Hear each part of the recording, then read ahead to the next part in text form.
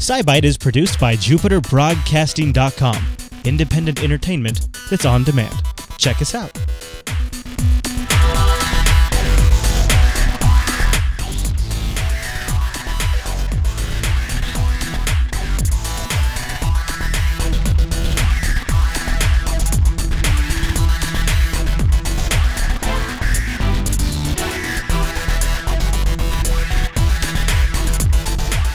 Hi everyone, you're listening to SciByte, Jupiter Broadcasting's weekly science podcast.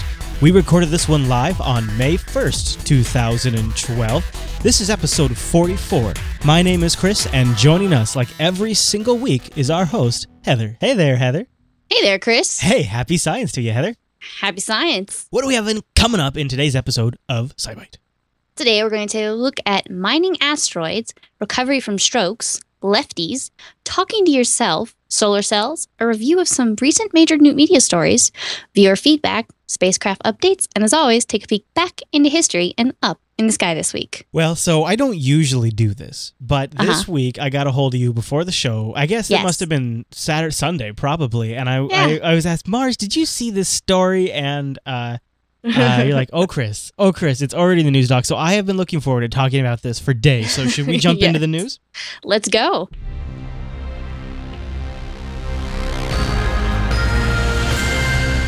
All right, what is the first story in the news? Docket today is mining asteroids. Okay. All right. So people have been talking a lot about this. And honestly, some very rich people sound like they're very serious about getting into this. Is this crap? Not total. I mean, the idea has been around for over 100 years. You know, you see little rocks out there, you're like, hey, we should go out there, dig up some cool stuff and bring it back. Right. Yeah. Well, and especially as we run out of resources here at home. And now also it's becoming more. Right. Well, and, you know, with the manufacturing, just with even, and the thing is, this has kind of become a bigger deal. Just, you know, in the last few years with the proliferation of smartphones and iPads, I was reading an article in the New York Times that talked about, like Apple, one of the reasons they build the iPad and the iPhone in China, besides labor, is because all of the precious materials and resources that they need are also in China. So there's an economy there for all those. And also the similar situation in Africa, where there's a lot of those types of materials that are in an area that has a lot of issues. And so it's hard to get to them and mine them. So you got to figure people are going to look up to those asteroids and start rubbing their fingers together and making plans. Yeah, I mean, they're very different compositions of asteroids. They're, you know, various types. But there are some that will have, you know, those rare materials possibly. Those rare minerals. The ones that are found in closer to Mars and Earth, kind of like stone and iron type. And there's, you know, various types of those. So the question is, how come we can actually talk about it now? Right. It's because we've been discovering and characterizing enough of these small near-Earth asteroids. You know, occasionally hear them like, oh, one just passed between the Earth and the Moon. Oh my gosh, we're 6 hours away from completely dinosauring out of the universe. And so there's these smaller ones. I think did you just make up a term for extinction? Yes, nice. I did. I like that one, dinosauring it out. Yep. Okay.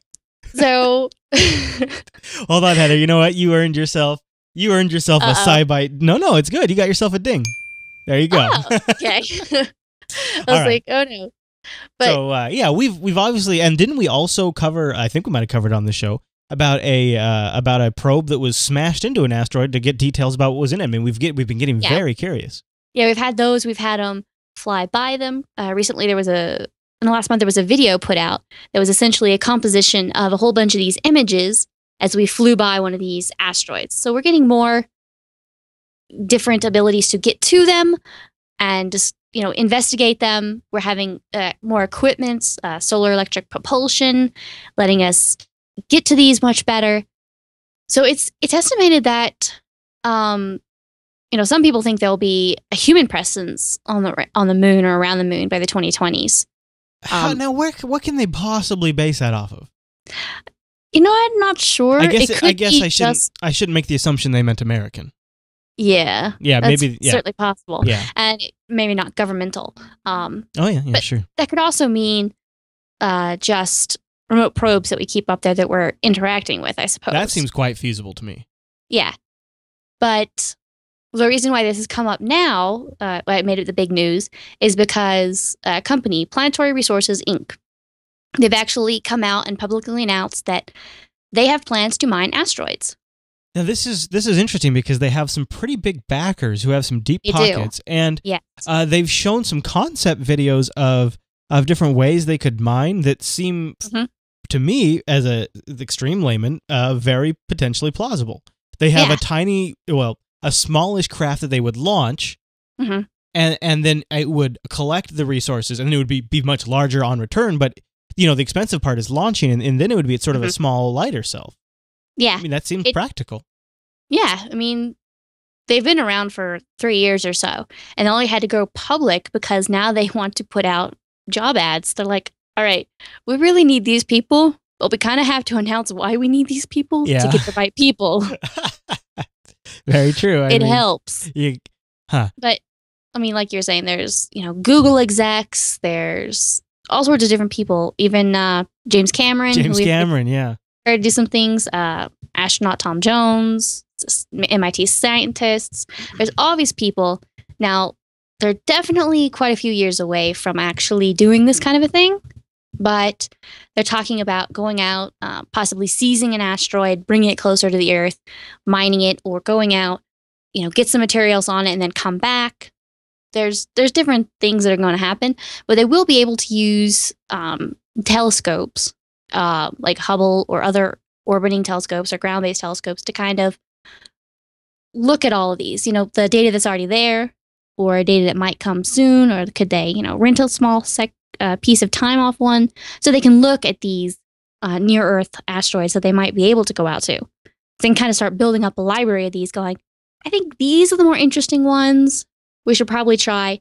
These are smaller and interesting. We should probably try them first. Sure, yeah. That way they kind of don't waste money on something that returns. Because the worst case scenario, if they have some big expensive thing and they send it up there and it comes back with dust. Yeah, it comes back with pails of dirt. That's not going to go over too well. You're not going to get too many more investors. Now, do you know any kind of the business details? Like, are they legitimately assembling prototypes, or is this like a bunch of really great business plans and maybe like a office in some small room somewhere? I mean, do you know at what stage they're at? I think that's why they had to put out the call for these engineers. They were looking for engineers, to actually get this designed and fleeted. A scale up from Bruce Willis. Yeah, I gotta have that dig in there. You went there. Of course I had to, but. So I think that they're getting to the point where they really need the nitty-gritty numbers and drawings and 3D graphics to kind of get this further. It looks like they have some of that already, but in order to take the next step, bring it from really good concept and designs and business ideas to more realistic, how do you put this together? It could actually fly and go out there and come back, says scientist A, B, and engineers C and D. I think that's where they're moving right now. Well, it's pretty interesting. And I guess at some point, none of this has been really well defined because there's no industry doing this yet. So it's going to be to somebody's advantage to be the first person to get up there, because whatever laws are created, I'm sure they will have heavy influence on if they're sort of the front runner. Yeah, I mean, how does that work? You can't own an asteroid. No, well, that's where the interesting twist comes in. Now you're taking it from the universe. You're not even, Earth, at least at some level, is quote unquote ours. So you can quote unquote assign ownership over a piece of the Earth, but an asteroid.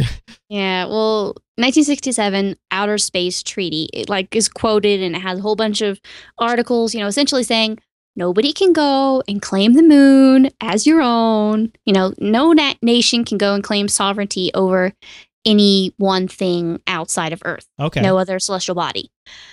But the question is, they specifically stated nations. So does that apply to individuals or companies? So can a company go out and say, land on an asteroid and sort of stake its claim? Well, and won't they, in a sense, I would think, if they just found an area that was rich in materials, they would probably, I would think, have a very large area around that to avoid any kind of danger with another company's operation. So you would essentially claim something as your own just by getting there first, I would think, because you're not going to authorize somebody else to work on that same rock. Oh, yeah. I mean, it's certainly possible that some of the larger asteroids, should they be able to get there, some smaller company may be able to say, I want this section. You stay on your side of the asteroid. Draw like little kid style, draw the line down the asteroid. I mean, could you make stakes, plot out a stake in an asteroid? Could you buy out the whole? Well, it's an interesting idea. I mean, something like this, though, seems almost we have to do it. And that's always why I've always been so kind of bummed out when we talk about shutting down the space program, not actually having any firm plans, because it's like, geez, if we don't get out there, we are literally at the point now where we can see the end of the availability of the resources that we rely upon. I mean, like literally as a species, we can calculate that, and we know it's coming up, and it's like we have to get these from somewhere. Yeah, I will try to keep this thought in a closed, not going off on a spiel concept, but the idea of going to space is sort of, it's the way to go. It's the difference between the Star Trek future and the apocalypse, everyone goes to the end future. If you decide that there is only on Earth, there's only so many finite resources, everyone else is your enemy.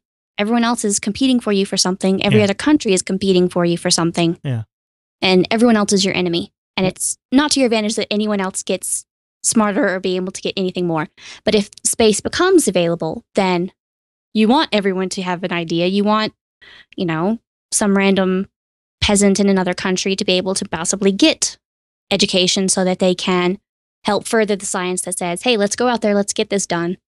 And now we have all these other resources to our understanding, to our knowledge, and to our that we own. Well, let's talk about what do you think the feasibility is, since asteroid mining seems incredibly difficult and it's going to be extremely rare for an opportunity. It's probably going to be at least early on, something that very rarely happens.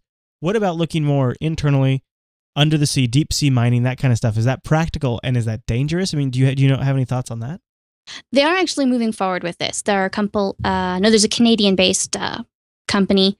They're looking into some of the sea off the coast of China. There's particular areas that have high grades of copper, gold, zinc, silver. Geez, China really lucked out, didn't they?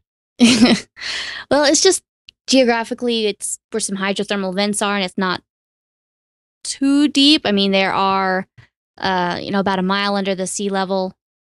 So a little bit difficult. So then there's the idea of, how do you do that? Do you, do everything down there, or do you just put it on a conveyor and chug the sea floor up the conveyor belt and do what you want to it on the ground? What kind of environmental impact does this have? Do we know? That's another question. Seems like a big one. Yeah, these are all ideas. I mean, there are specific technological resources that we need that are they're saying, we need these to make computers and iPads and all this kind of stuff. I don't know how many more units, by iPad 10. Yeah, are we going to be worried? I mean, they sold 13.5 million in the last 3 months. So yeah. So by that point, so we're looking at other places. I mean, there's 2/3 of the Earth is covered in water. So we're looking to see, what outside of the Earth can we get? What is close by? What's under the sea? Where are all the places that we can get all these materials? How feasible is it? What kind of impacts would it have? Looking at things legally, look at things environmentally based. Yeah. So there's all sorts of different things that we're looking towards, and technology is kind of up to the point that it is reasonable that we could go out, that we could start designing something to go out, dig up a scoop of something on an asteroid and bring it back, or go under the sea and successfully, possibly, mine specific minerals out. That seems like such a short term in the terms of the universe. Yeah, it is not a very, you could maybe get another, 100 years of materials, but then what are we going to do? We still have the core issue. Well, there are some ideas that, I'm going to have some great emergency rations come, but I can't get them for a year, but they will last 20 years. But I'll put that on order and I'll get that. But I need something to last me between this and next year. Oh, yeah. So it's reasonable to get in stages of things. Make these plans for these great things that we can do. Keep moving those forward. And but also do... exhaust what we have now. No, just to have some short-term and mid-term solutions to get to that point. Yeah. No, that makes sense. I mean, it doesn't make sense for me to starve for a year waiting for, my rations to come in. But... You probably just should have gotten your food taken care of earlier. Well, what are you I don't do? have a time machine. I don't have the neutrinos to send back messages to myself. The Cronton particles are lacking, and so you can't... Hindsight's 20/20 and all that, but... Yep. Imagine, though, if we had stayed on trajectory, if we had kept on our space path, maybe we would be a little closer to that. But like you say, you do make a very good point. We have to do something in the meantime, so what are we going to do? You gotta do something. Yeah, as long as we're moving forward in other ideas, then just keep moving forward in those and figure out what we can do in the mid to short term to get us there. Great links for this story in the show notes, as well as a link to the story about the seafloor mining. And also a video of from the company that's talking about actually going up there, and there's like a little behind the scenes stuff and showing some of their machinery and some of their design work. So cool. Any other thoughts on that one? No, it's just let's figure out how we're going to get all these things. No kidding, because we apparently needs our iPads. Yes. This is actually a hilarious tie-in, but I bet iPads will be a very popular gift this Mother's Day, and. Everyone knows, because I mention it all the time, that if you go over to jupiterbroadcasting.com and you scroll all the way down to the very bottom of the website, we have links down there for Amazon US, Amazon UK, ThinkGeek, Newegg, Best Buy, Mint.com, Audible.com, which I love, Gamefly, which is new, and also we have a Chrome extension which you can use to automate a lot of those affiliate services. Now, the Amazon US, that's an interesting one, and Amazon UK, because like I mentioned, it is, of course, Mother's Day in a week and 2 weeks, or 2 weeks away. 2 weeks away. 2 weeks away. It's it's even less than that. Yeah. But if you're going to buy from Amazon this year, consider using our affiliate link at the bottom of the site before you go. Of course, now Amazon will tell you the Kindle Fire. Well, of course. Maybe. I could actually see the Kindle Fire probably would be a very good mom gift, because it's simple enough, and, Amazon's got a pretty good content library, and it's cheaper than an iPad. True. So that's not a bad way to go, and we get a great cut on those Kindles if you go that route. I think Jupiter Broadcasting gets more than the average product when you do that. Just think about that. You could get your mom for something for Mother's Day, and then you could tell her, "Hey, I also listen to cool science and technology shows, and they make me smarter. Aren't you proud?" And they made a little cut off of your Kindle there, Mom. Yeah. And then you know what else is very meta about all of that? Is if people actually do that and we actually make a little revenue, that's probably what I'll do, is I'll use that once we get paid to buy Angela's Mother's Day gift. So it's very meta. It all comes together. All comes together. All right. Well, thank you, everyone who does that. All right, Heather, are you ready for the SciByte News Bite?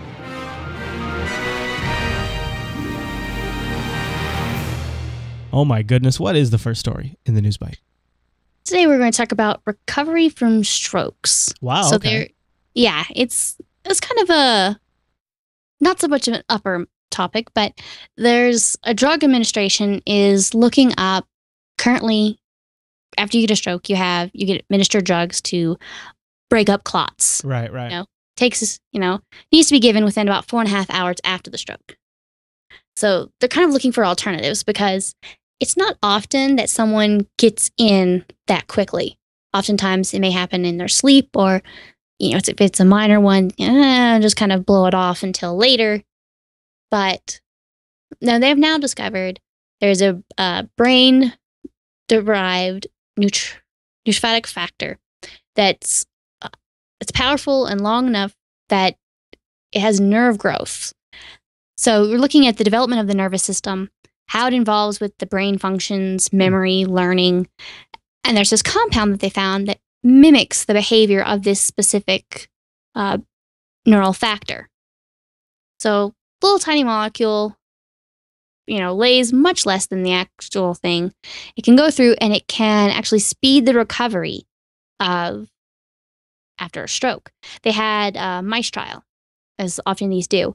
And the mice who received the drug showed as many of this, they were looking at the nerve cells as opposed to their counterparts, and they had half of the stroke affected nerves than without the drug. Oh, really? Yeah. And it actually wasn't even administered until 3 days after the strokes. So it doesn't, it's not just that it limits the first output. It's not decreasing the stroke itself, but it actually aids recovery. And because because it was administered 3 days after and it still works, then that is definitely an upper, because you can give this to someone afterwards and it lets them be able to stimulate your brain's own stem cells to form new neurons. Wow. So it's not using some of this, stem cell technology wherever you stand on that. It's using your body's own stem cells. It's stimulating that to get your brain to make new neurons so that you can recover. And there was recovery of, they were stronger and moving the affected limbs more quickly. So it's really promising that, they have this drug that sort of, a lot of these drugs are triggering things that are already in our body. Yeah, that's amazing that a drug can trigger that. Yeah. So it's like there's our body's defenses in there, and they're finding the right things to go in and tweak the right switch. Right. You have to make sure that it's not, flipping a couple others at the same time. But I mean, depending on your situation, there's some people, Yeah. I mean, look at chemo, right? Yeah. There's a lot of side effects to that, but versus the alternative. Yeah. Yeah. There's, I have family with severe arthritis, and they are given a drug. Now, that drug has side effects. Of course, the other side effect is not being able to walk. Right. Because the arthritis kicks in so much trouble. Yeah. I had my grandpa had a stroke in a nap. Like, I think he was having a nap. And he kind of like woke up later on and kind of realized what had happened. Mm-hmm. And I don't think he went to the hospital right away. When the doctor found out later, they were not happy with him. No, that's one of the reasons why they like this, because a lot of older people, when that happens, they just kind of brush it off. My great grandmother actually had one in her 20s. Wow. So that was sort of a thing that the family is like, all right, everyone be aware of this. If something funky goes on, don't even think that just because you're 20-something that it's not that. Yeah, definitely, right. Go in and get it checked out. Yeah. Very interesting. Well, any other thoughts on that one? I think anytime these drugs make steps forward, it's very intriguing and hopeful. Mm-hmm. Now, if they could develop it, now do you know, so I suppose once the time is up, they're so theoretically, they take a drug for a while, the stem cells are activated, they sort of do the neurological repairs they need to do, and then the person can stop taking the drug? I would assume, from what I can tell, that would be the way. I hope so. It's just like, it seemed like it was almost like physical therapy. Yeah, okay. Where you go, you get things back into the happy place, and then you go. Now, of course, once you've had one stroke, then they have to watch you because you're more likely to have blood clots. Yeah. There might be some sort of, drug combination in working in a team that you can make sure that it produces the effects, you kind of bounce back quicker, and it doesn't happen to you again in the future. I would move to California and get a medical marijuana card like that. That's what I would do. Now, I have a question for you, Heather. Are you left-handed or right-handed? I am left-handed. Oh, really? Well, yes. Why don't you tell us about our, I mean, I don't know why I happened to ask that, but do tell us. Because I read a story about the competitive nature of lefties. All right, tell us about this. I call shenanigans on myself for having a story about being left-handed. Are you, would you consider yourself a competitive person? Somewhat, yes. Yeah, I can see it. I would agree, but not in like a hostile way. You're very polite about your competitiveness. Well, that's the best kind of competitive person. Yeah. Well, it's the competitive nature in the fact that, let's take a step back. They really don't know what's going on, why you're left-handed or right-handed. Maybe genetics, maybe environmental, but on the average, about 10% of the population are left-handed. Okay. Now. Wow, it seems like more than that, because I seem like I have, known many left-handed inclined people in my life, and it's got to be. Well, it changed, like, it's specific, that's like in general. Now, there's these new mathematical models that say that the reason I say competitive nature is because if you're right-handed, it comes to a need to kind of balance cooperation, competition. So you're kind of thinking in the herd. You're not necessarily in the herd, but you're thinking, we're all going to go out and hunt this one thing. We need to work together. Huh. Left-handed people are kind of the oddball out. So you're kind of like pushing for yourself. You're like, no, Me Hunt 4 alone. Sounds a little shaky, I gotta say. Well, it sounds a little...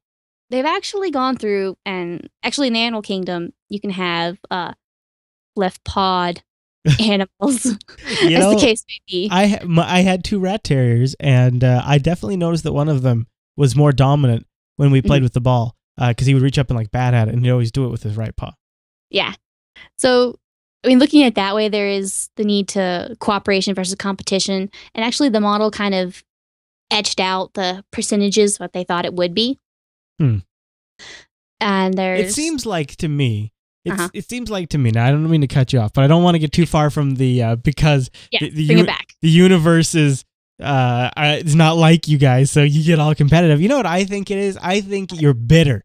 I think it's because everything is designed for us right-handed people because we are the dominants, and, mice, cars, just like the controls on the steering wheel columns are often, I think, more inclined for right-handed people. And I think that kind of puts you guys on edge. And it kind of gives you a little extra spitfire. And I think that's what it is. That is part of what they think, too. Really? Yeah, literally. It's like you're working against like the norm. So you have to be like a little bit more competitive against everything else because you have to have that edge. All right. That makes sense. Now, I mean, left-handed people's brains do actually, naturally left-handed, they do function differently. They handle process language differently. The part of your brain that recognizes faces can sometimes be in a different part of the brain. So it's like how things are interconnected are actually different, language centers. But, you're saying a lot more left-handed people than you think that. Now, baseball, like of the top hitters in U.S. Major League Baseball, 58% are left-handed. Huh. In general, baseball has 30%. American presidents, out of the last 5, 2 are left-handed, 2 are ambidextrous. And generally, that was beginning to the fact that it wasn't so much in the idea that lefties had to be forced right-handed, but even the first 2 early presidents, starting in the 1980s, you had to be... Even as a kid, it was sort of, they wanted you to be right-handed, but they weren't forcing you. But before that, at a certain time, left-handed was seen as a disability. Really? Yeah. So, there were definitely times where, you were forced to be right-handed, left hand could be, tied down. But since 1929, over a third of the presidents have been left-handed, 14% ambidextrous. So this huge chunk of that is so interesting. So it's these competitive, politics. Now there's some idea that, since communication is laid out differently, that may be a part of the, that the fact that the top president... seeing the president sign with his left hand looks kind of funky. It's funny because being left-handed, I am specifically aware of when people are writing with their left hand. Because it's very odd looking, actually. It does not look normal. So I could almost kind of see how an ignorant population might consider it because it's just not, at first, it's just not what it looks like. Because you don't have to, because the way the right-handed people write, they don't have to hold their hand quite out like that. Well, it's all because in left to right writing societies, if you write left-handed, then your hand smudges over everything that you just wrote. Yeah, right. In elementary school, pick up my hand. Yeah. The whole side of my hand is covered in pencil. Yeah. Now, I rubbed against it. I find myself able to do some tasks with my left hand. I can do the camera switcher, I can do the soundboard, or I can do a mouse with my left hand. But I'm very, I would consider myself prominently a right-handed person. But I have trained myself over time to use my left hand for a lot of tasks, or, a lot of other things, but primarily stuff that, is sort of generally you would attribute to your primary hand. Yeah, well, some people are ambidextrous, and no matter what hand is your dominant hand, you'll have various capabilities with the other hand. In any sport, I pitch hit in the middle of a game. I'll bowling. I'll bowl right-handed. I'll bowl left-handed. Drive everybody completely crazy. I game predominantly with the right hand from my mouse. Oh yeah. Okay. But at work, I'm just as likely to just flip it over my monitor and use it on the left hand. Of course, still keeping with the right-handed triggers. Nice. So that I can hand it to somebody else and they're not completely messed up. Yeah. Yeah. But these percentages of variant I mean, I knew that baseball had a much larger percentage than the general population of these, because you always hear about, the southpaws and pitch hitters and things like that. So it's sort of interesting, and it's kind of questionable as to how much this actually will pan out. I mean, there's mathematical models that say it so far, but you can do amazing things with math. That's true. You can always make things go as you like, go as you want them to go. But it is an interesting statistic about the presidents. You got me there. Mm-hmm. You got me there. All right, Heather. Well, I believe it's time for the 2 News Bite.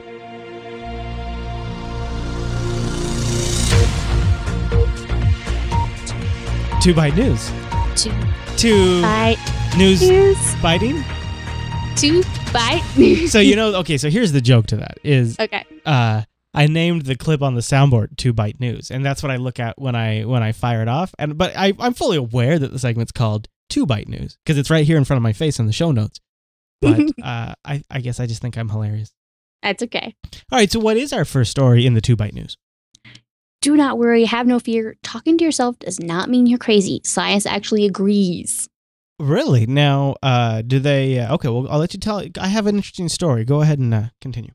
Okay, well, this is in general, but there's studies that say that saying the name of an object out loud can actually help you find it quicker. They had, people that, here's a big room, find this. And they let some of the people just look around, and some people will be like, chair, chair, chair, chair, or keys, like keys, I'm trying to find my keys. There's keys. I think I have just instinctively done that for like when I'm really looking for something, like my phone. Well, adding that auditory component actually increases the visual sensors in your brain. It helps, it helps find those things quicker. Now, it doesn't necessarily attach to everything. So if something you're not familiar with, then it doesn't necessarily help you find it, or if it's very abstract, you need So lonely guys can't go around saying, girl, girl, girl. Well, they can say girl, but I'm sure they have a strong connection, but they might end up at the computer. Okay. All right. Terrible, terrible, terrible. Bad Heather. Oh, Heather. You know what you get? You just earned yourself a... oh, you want? All right. Yeah. I knew you had it in you, though. I'm so proud. All right, so continuing on. Okay, I had a neighbor who never stopped talking to himself. Do you think that's okay? I don't know. I like talking to I talk to myself a lot around the lab. I'll talk to the computer. Now, is it loud? Like so say like you picture a man in his 50s talking to another man in his 50s, maybe 5 feet away from him. And just, jokes and laughing and having a good time. Except subtract the one person. Yeah. Okay. And we were in townhouses. So he was right next door. Yeah, I talk more of a silent talk. Now it'll depend, like if the machine's going and I have my little headphones on, blocking out the sound, and I don't notice that it's gone, I may continue talking the same range. Yeah, okay. But it's generally sort of to backtrack into my brain. I'm like talking through a program or something. Yeah. But there were definitely people who worked there that would just talk, like they were talking, and then you'd walk away. Then you'd come back and they'd be like 5 minutes later in the conversation. And you're wondering whether they're just talking to themselves or they just didn't realize you weren't there. Yeah. Yeah. That kind of thing is a little odd. It just, everyone says, you're crazy, or if you argue with yourself, you're not still crazy either, I think. Hey, no matter what, you're probably maybe going to win. That's true. I have a lot of internal dialogues, which I find useful for like thinking through a problem or something like that. Yeah, my internal dialogues tend to be out because I'm a blabbermouth and I talk a lot. Probably because you're left-handed. That's probably what it is. I'm bitter to the world, so I must externalize my thought to make up for it. Should we talk about liquid solar cells? That sounds pretty interesting. I think we've talked about them before, actually. Yeah, we've talked about, there's lots of different types of solar cells that they're looking at. Some of the latest is they're developing pathways to cheap, stable solar cells made from nanocrystals. Nanocrystals! So small, they can be in liquid ink. So you just like paint it or print it onto clear surface. You could totally do like a desk jet type thing, like an inkjet cartridge. Yeah, just like total inkjet of that. About 4 nanometers in size, you could fit more than 250 billion on the head of a pen. Wow. So, like you were saying, print it out like a newspaper, possibly input it into various things. So it's kind of what I want to see it done is I want to see it printed out on roof tiles, so you could just install it, and put it on there, and bam, just plug them in. Yeah, we've talked about other ones that were like that. They're looking at all these different types of things that could possibly help, increase the ability to get that solar power out of all the different ways you can. Yeah. So, trying to think of out of the box way. Solar is such an awesome way to go. If we can make, maybe efficiency as we continue to make that work, maybe the solution in the meantime is just mass production of something that we can do on a large scale that we can spread out until we can make them more efficient, because that would be really great. Yeah. Yeah. So this is an interesting moment for the show, moving on, because, actually, I think people will come to find out in a long time. Sometimes SciByte is a little bit ahead of the crowd, but now we have to give the major media out there, the rest of the news outlets, their crown, because they're finally catching up with SciByte. What's going on? Yes, I've had a couple people write into me or talk to me about this. Some major media outlets said, oh my gosh, we found a 9-planet system. It's the biggest we've ever had. Yeah. Until you go back to, a couple weeks ago, SciByte 42. Yeah, we kind of talked about that already, didn't we? Yeah, we did. First, kind of thing, 130 light years away. There's new statistical analysis that says that the number of planets is up to 9, which, cry Pluto lovers, but make it bigger than ours. You titled it A Busy Planetary System, right? Yes, I did. Yeah. That was very nice. That really fit. And you got it there. Plus, we talked about it. Is this the same type of stuff we'd talked about in previous shows as well? Or is this a different discovery? This is separate from... different discovery. Okay. Well, there were a couple of links in that particular story about previous exoplanets. Yeah. That's what it was, yeah. Yeah, so I'll do kind of related stories sometimes, like, oh, remember we talked about this kind of a thing here or there. Yep. Those are some great show notes because, it's nice to really tie it all together. Yeah. Oh, cool. Well, so there you go. So congratulations to the regular media. They're now. I guess they're keeping people informed. I don't really know what they're. I don't know. Well, there was another one that came out too. Oh yeah. Talking about a planet found in the habitable zone of a star. Oh. This one takes us all the way back to, I think we covered it in February. Oh, really? Early February, SciByte 32. Oh, my gosh. Wow. And they're just now talking about it? Well, a lot of these things, I think what it is... They're evergreens. I have... Well, they're evergreens. That's what I call them. Yeah. When I can record something that I can shelve and then roll out when I need content, like what I was supposed to do with this week's Foundry files, but I deleted them. But that kind of thing. So these might be stories they've been sitting on for a while. They've known about it, but they just haven't published. Yeah, so they're like, either they're just holding on to them or, they've got a slot to fill and they send out interns to crawl interwebs and go, cool story. Yeah. Right. Could be that too. Well, so that was February. So there you go. Yeah. All right, Heather. Well, are you ready to move on to the feedback? I am.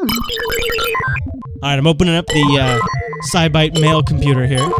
Okay. All right, so this is an interesting one, and I saw this out there too, and I think you got some people writing into the show about this as well. The spirals on Mars. Yes. Interesting photographs where it's literally looking like little Nautilus spirals on Mars. Yeah, almost like snail shells. Yeah, Nautilus snail shells. Yeah. Well, okay. I think Nautilus the file manager. I'm sorry. Oh, okay. It's okay. All right. It's okay. So this actually started researching in a totally different area. They were trying to look at nighttime infrared temperatures of these lava plates. And so it's like how then sort of Wikipedia style, someone said, oh, I wonder how the terrain between those plates look. And then some grad student starts noticing spiral patterns in the lava. It took a little bit, why it wasn't discovered till now. It took a little bit of zooming and tweaking of the contrast. Oh, okay. I thought this was like new pictures. No, it's old photographs. It's just that you had to be really zoomed in and tweak the contrast a little bit more to be able to kind of find these and find them to see them. Very interesting. Now, they are found on Earth as well. Oh, okay. Yeah, these are the kind of things that are from lava. Yeah. So you can see them in the Hawaiian Islands, near the Galapagos Rift, on the Pacific Ocean floor. So what happens is when you have lava flowing past, flows of lava going at different speeds or directions, because sort of this rubbery crust can, sort of peel or coil into wrinkles. Right. That can be twisted. So now you have a faster, speed lane of lava kind of zooming by, and it sort of twists this up onto each other. So, now these are, the ones on Mars are quite a bit bigger than seen on Earth. They can, on Mars, some of the pictures, you can see about almost 100 feet in diameter. About, on the Earth, they're only about a third of that. Okay. So, just some interesting things. We've seen these type of things on Earth, so we can kind of pretty much guess what's going on there. It's on a much bigger scale, but it's another one of those things where, it's in old data. Yeah, yep. I was going to say, it is. They found data in the data again. Yeah, they did. And also, it's one of those things, I love, just like the Dust Devils. It's like this weird kind of, somewhat, it's like a form of life on Mars. Like Mars is continuing on in some kind of small way. That's, even though there's not like organic life, there's still activity. Yeah, well, this is older activity, but yes. Well, yeah, no, but I'm sure something like that might happen again someday, right? It's lava. That could come back, right? Sure. You don't think so? Once things settle down, not so much. I mean, we get volcanoes and stuff. You are ruining it. You are ruining it right now. I know. Lava and volcanoes come from the Earth's plates moving around because they're still active, and Martian plates aren't really all that active. Oh, is that what it is? Yeah. Okay, that's a bummer. I was hoping maybe they were like party animals or something. No, they partied, and now they've settled down. They left college. No, they're settling into their nice little office job, and they're just doing their thing. Oh, man, Heather, you humor me too much. I thank you. All right, well, why don't we do our spacecraft update? What's in the spacecraft update this week? All right, again, the Shuttle Shuffle continues. Shuttle Shuffle. Yep, on Friday, April 27th, the Space Shuttle Enterprise was brought to New York City on the top of a 747 aircraft after the Discovery was delivered to the Smithsonian. You have got to check out a YouTube video in the show notes. Wow. It's like, the plane is like, all right, I'm sorry, we're going to have to be delayed. Scoot to this part of the tarmac. And the guy's like, get over here, get a shot of this. Yeah. And it's like this person with a little camcorder or a phone cam in their phone, in the plane, and looking out the window, and suddenly, here comes the shuttle down. Wow. On the 747, like on the runway next to them. That is so cool. I was like showing some of the people at work, and I was like, adding my own captions and voice track to it. They were all like, that would be the best delay ever. Oh, yeah. I would love to see something like that, because it's one thing to see the pictures of it, but to see it in person. Oh, yeah. Oh, man. That would really be a treat. But again, this week there are all sorts of image galleries and video galleries and stuff in the show notes. I'm sad that the shuttles are kind of being, sent to their little retirement centers. Yeah. I'm excited that people get to be inspired by them, but I try not to talk about it too much. I'm just like, hey, check it out. They're moving about the country. They're great, though. And we'll get to, maybe now we'll get to go look at them on our own. Yeah, there'll be one in California. We got another update in here, don't we? We do. What is it? SpaceX? SpaceX, the Falcon 9 rocket. It is preparing for a scheduled launch on May 7th. Oh. They're headed to the International Space Station. It will be the first private delivery to the space station. Right. Now, everything goes. I think they had a prep engine firing yesterday on Monday. Yesterday from this recording. So, they're prepped. Everything's looking on. So theoretically, they'll go. They'll blast off. The capsule will decouple. It'll kind of make sure it's okay there. They're kind of putting a pause at every stage of the procedure. They'll go up, get stable, get close to the space station. Everyone will kind of look and be like, all right. And then they'll reach out with a little arm and pull it in. It'll deliver all sorts of supplies. And then the interesting bit is we've done that before. But what's interesting about this specific program is that the space station will then dump stuff back into the capsule. And it has heat shield, so it'll be able to survive. It'll land 200-300 miles off the west coast of California. So they'll actually be able to go out and retrieve it. So this kind of is the idea that, not only could they just, the space station has trash. They can get rid of that trash, but they could also return return these science. The crew that wants to come home or is on rotation to come home, that kind of thing? Well, possibly. Even just tests. They run these worms. Experiments, yeah. Yeah, return these experiments that need, short term. So, hey, we've got this data, let's send it back and Earth can analyze it. And it's, you don't have to wait for the next crew changeover or anything. You can just send these experiments back on and move things more quickly.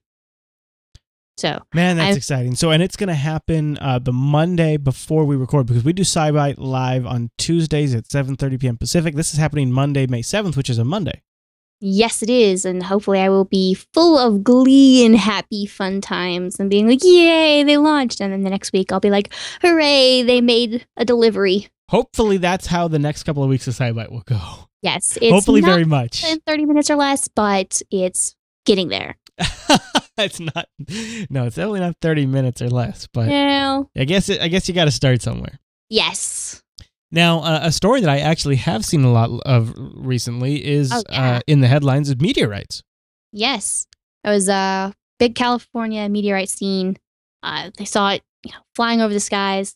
A huge area of, even to Arizona, I believe, could see this. Huge fireball in the sky. Sonic boom. And, they've actually confirmed this thing was probably between 4 and 5 billion years old. Probably about the size of a minivan. A little over 154,000 pounds. Now it's and then so they found little pieces of it. It didn't burn up. It actually just causes the friction against the air actually causes it to vaporize. But a couple of these small pieces actually made it to Earth. They've been so there's a handful of little pieces that people have found. There's some people that just they're almost professionals. They go out and look for these things. Oh, that'd be kind of cool. So because there's money in that, huh? Yeah, you can totally sell it. So they have their little, they eyeball everything. They're like, okay, here's where it's going to be predicted to land. I've got my metal detector. I've got my shovel, and just go out and search away. Well, and that's a good idea because, it really is the hull of an alien spacecraft shot down by the U.S. military secret space operation force. So I would think that would go for a pretty penny. Space Wars, yeah. Yeah. You know about, right, the Space Wars? Yeah. Uh-huh. Okay. Well, science is not convinced. Science hurts. Yes. So this is interesting because you have storm chasers. Now you have meteorite chasers. That makes sense. The guy who found the first pieces has been doing this for more than 20 years. He's found meteorites on every continent except Antarctica. So, like I said, there's some people that really have a long-term history in this sort of thing. So... You gotta love something, Heather. And if it's space rocks, so be it. Hey, I'm all for space rocks. Yeah. So now there was a meteor shower that was going on during that time. They don't think it's called the Lyrid meteor shower. They don't think it was part of that. Huh. But they are still looking for if anyone had photographic or video, even security camera footage, which is where a lot of these come from.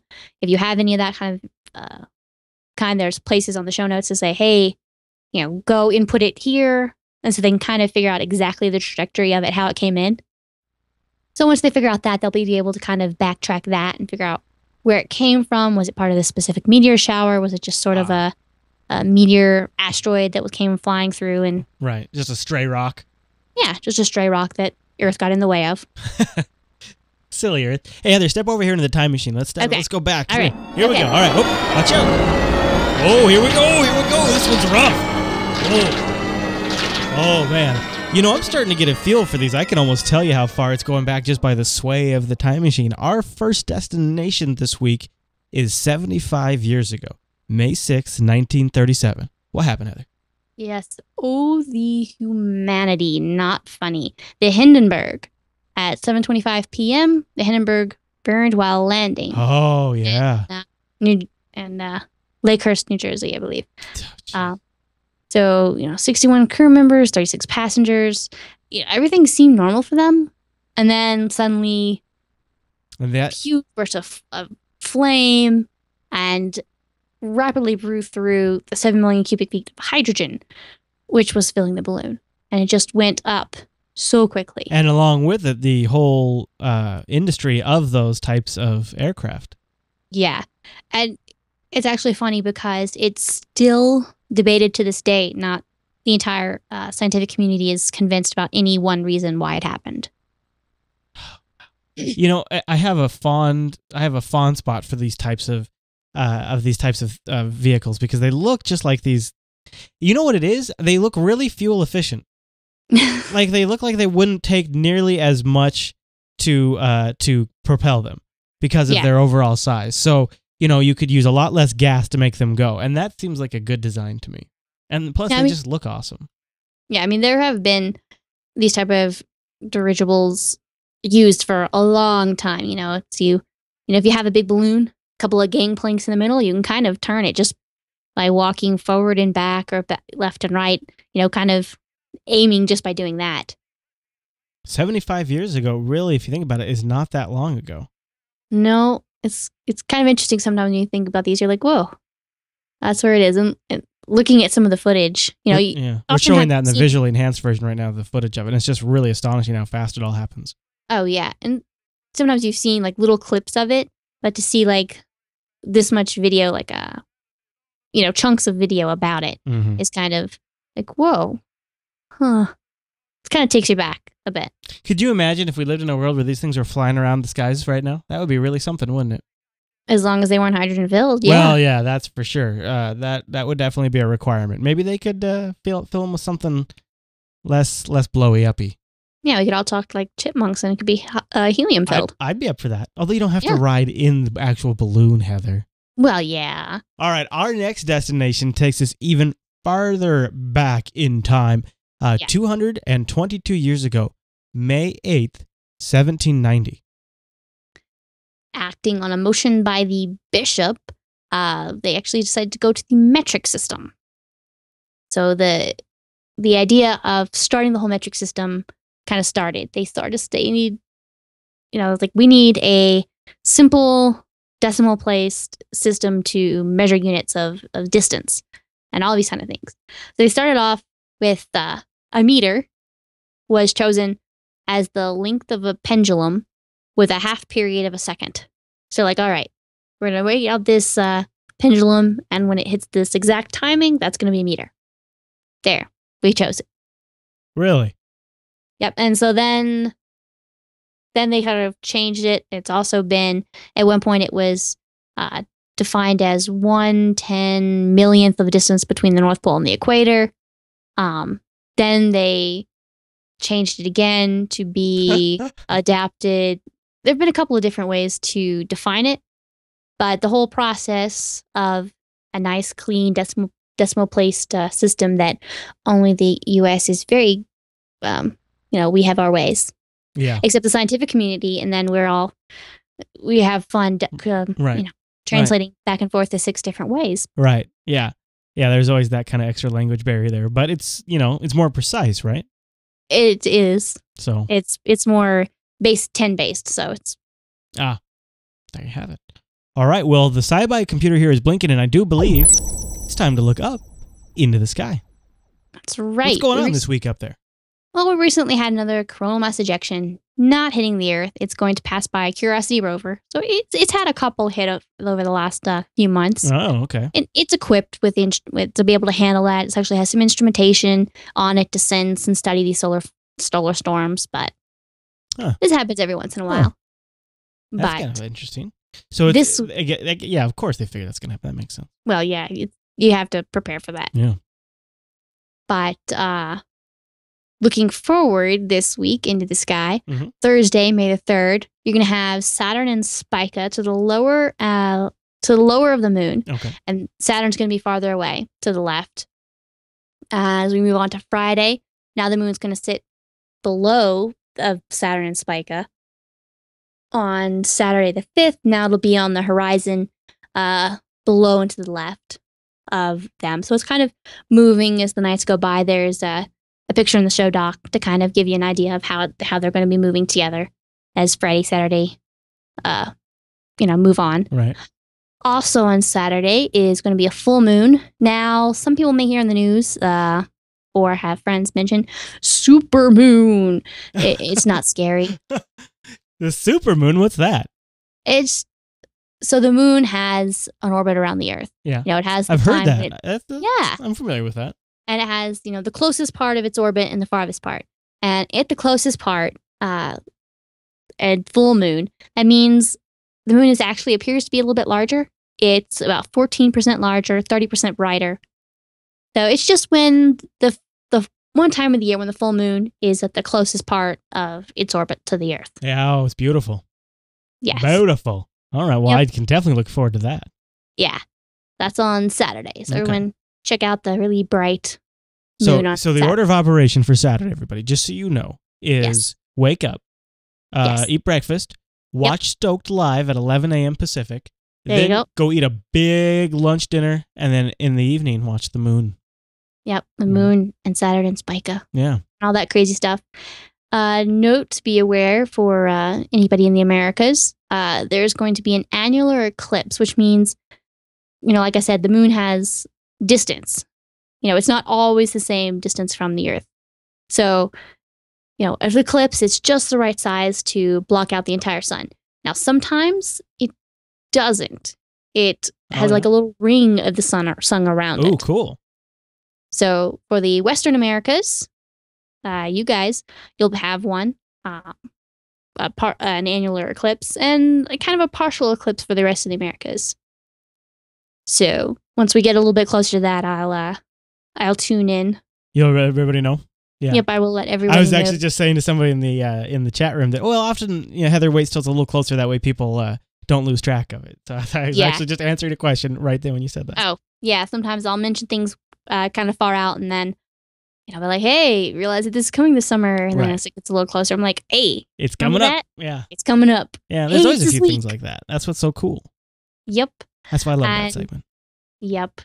For our friends in the Southern Hemisphere, all these things are pretty much the same. It's just you have to vertically flip all things. So when I said Saturn and Spica will be, below the moon, then you just flip it. It'll be above the moon. Okay. Well, there you go. Just flip it and reverse it, folks. Just flip. Like vertically flip. I know, but Taylor, that's not from a song. Well, okay. I think that's the whole show right there, isn't it? I think so. Awesome. Well, great show, Heather.